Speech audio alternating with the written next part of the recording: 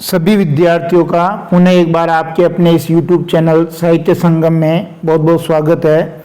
हिंदी अनिवार्य कक्षा 12 में बोर्ड परीक्षा 2024 के नज़रिए से 9 अलंकार आपके अलंकार प्रकरण में लगा रखे हैं।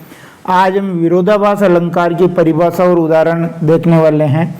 पहली बार यदि आप हमारे YouTube चैनल से जुड़े हैं तो इसको सब्सक्राइब जरूर कर लें।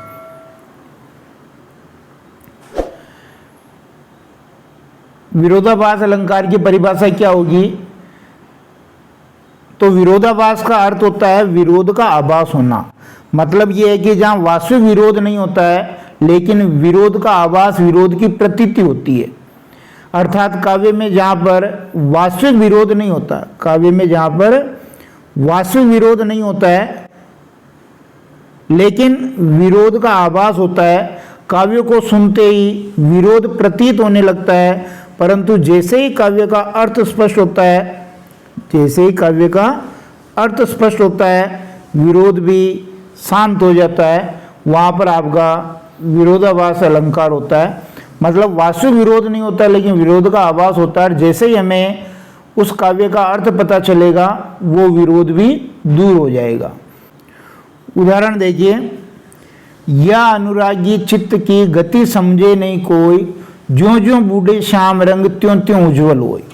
अब यहाँ जैसे ही हमने इस दोहे को पढ़ा, बिहारी का ये दोहा है, और जैसे ही हमने इसको पढ़ा हमें ऐसा प्रतीत हो रहा है कि काले रंग में डूबने पर कोई चीज या मन उजला कैसे हो सकता है, सफेद कैसे हो सकता है। ये तो विरोध का आभास हो रहा ना।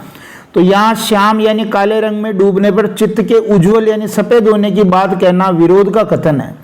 किंतु श्याम रंग का अभिप्राय जो है कृष्ण यानी ईश्वर के प्रेम से लेने पर अर्थ होगा कि जैसे जैसे चित्त ईश्वर के अनुराग में डूबता है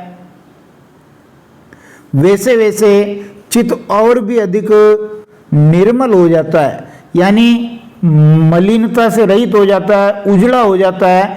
इसलिए यहाँ पर विरोध का आभास होने से विरोधाभास अलंकार है, वास्तविक विरोध यहाँ पर नहीं है। ये पहला उदाहरण है। एक और उदाहरण हम इस विरोधाभास अलंकार का देखते हैं। विरोधाभास अलंकार का दूसरा उदाहरण देखिए, तंत्रीनाद कवित रस सरस राग रतिरंग, अन बूढ़े बूढ़े तरे जो बूढ़े सब अंग। ये भी बिहारी का दोहा है। यानी वाद्य संगीत हो चाहे गेय संगीत, कविता और प्रेम के रंग में जो नहीं डूबे हैं वे डूब गए। अर्थात जिन्होंने इसका आनंद नहीं लिया है, यानी जिन्होंने इनकी गहराई में जाकर के इनका आनंद नहीं लिया है, वास्तव में तो वो डूब गए हैं। प्रेम के रंग में जो नहीं डूबे हैं वे डूब गए, और जो पूरी तरह डूब गए हैं वे नहीं डूबे। इन दोनों कथनों में विरोध दिखाई पड़ रहा है, लेकिन जैसे ही अर्थ हमें पता चलता है कि जिन्होंने गहराई में डूबकर इनका आनंद लिया उनका जीवन सफल हो गया, और जिन्होंने गहराई में डूबकर इनका आनंद नहीं लिया उनका जीवन विफल हो गया। ऐसे जैसे ही अर्थ पता चलता है विरोध दूर हो जाता है। ये विरोधाभास अलंकार का दूसरा उदाहरण था।